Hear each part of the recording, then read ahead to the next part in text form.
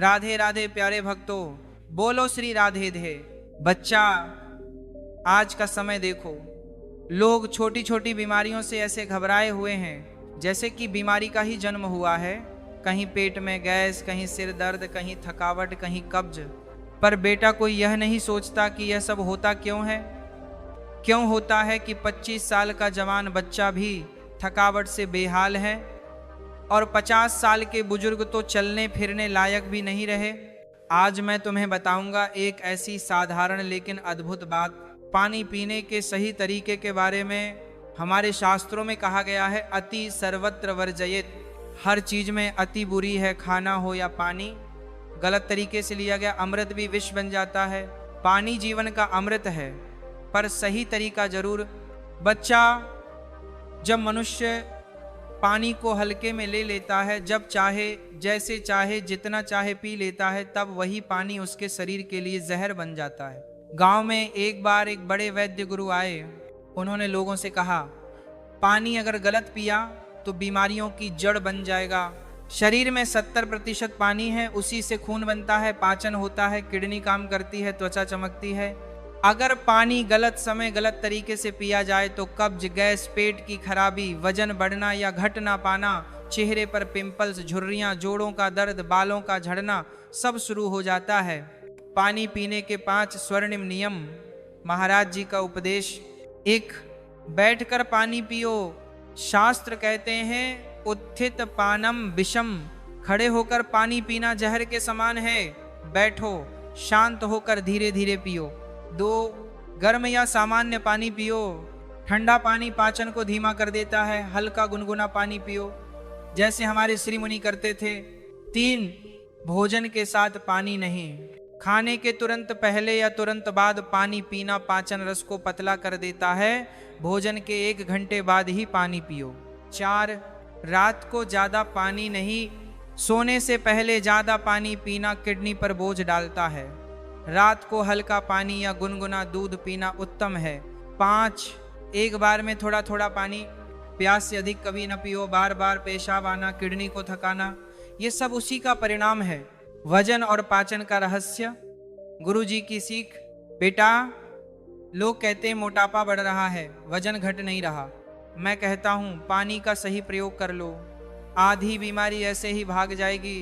भूख से 1 घंटा पहले पानी पियो। खाना आराम से खाओ, फिर पानी 1 घंटे बाद। पेट भी साफ रहेगा, मन भी हल्का रहेगा। 4 चमत्कारी फल, बुढ़ापे में भी जवान रहने का मंत्र। अब बच्चा, अगर तुम चाहते हो कि 50 के बाद भी जवान देखो, बीमारियां पास ना आए, तो ये 4 फल अपने जीवन में जोड़ लो। 1, पपीता, ये पाचन का राजा है, कब्ज, गैस, इम्यूनिटी सब ठीक करेगा। 2, सेब, an apple day keeps the doctor away. रोज 1 सेब खाओ, बीमारी नहीं आएगी। 3, किशमिश, हड्डियों की ताकत, ब्लड प्रेशर, दिल की सेहत के लिए वरदान। 4, नींबू, रोग प्रतिरोधक शक्ति का खजाना। त्वचा चमकेगी, पेट साफ रहेगा, किडनी ठीक रहेगी। निष्कर्ष, जीवन बदलने का अवसर। बच्चा, गुरु हमेशा कहता है, ज्ञान लेना है तो केवल सुनो मत, जीवन में उतारो। 12 दिन पानी पीने का यह तरीका अपना कर देखो। थकावट दूर, पेट हल्का, वजन ठीक, त्वचा दमकती। ये मेरा आशीर्वाद है। हरि चरणों में तुम्हारा मन स्थिर हो, तन स्वस्थ रहे और मन प्रसन्न। बच्चा, इस अमृत समान ज्ञान को अपने जीवन में लाओ और अपने परिवार में भी बांटो। जिनके घर में यह बातें पहुंचेंगी, वहां से बीमारियां भाग जाएंगी। बच्चा, अब जो मैं कहने जा रहा हूं, वह केवल शरीर की बात नहीं है, यह तुम्हारे भाग्य, तुम्हारी सोच, तुम्हारे जीवन की दिशा बदलने वाली बात है। पानी केवल प्यास बुझाने का साधन नहीं है, पानी स्मृति है। पानी च एतना है, पानी प्राण है।